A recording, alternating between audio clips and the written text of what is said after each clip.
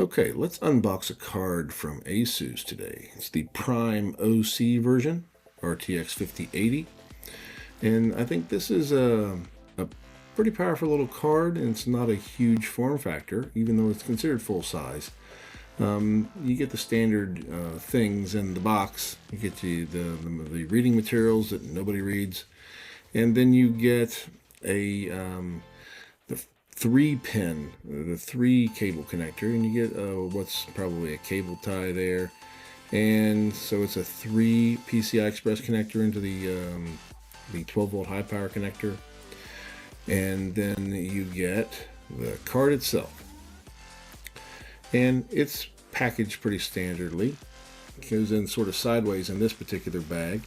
But there's a nice sheen to it. This is supposed to be their bargain version, if there is such a thing. I like the black on black, that says Prime on the side of it. The cooler works pretty well.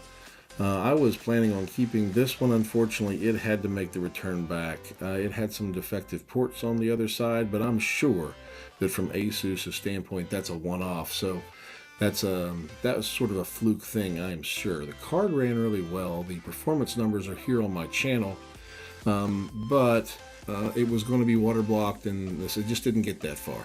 But you can see that it's not an overly thick card compared to like the Gigabyte and some of the other versions. This is a little smaller form factor, but still your full-fledged 5080 if that's what you're looking for. Prices are still well above MSRP at this point, but if you can find one somewhere around MSRP, it's a nice little card to have. Again, packaged really well. It did have a dual BIOS switch selector, and it works how you would expect it to.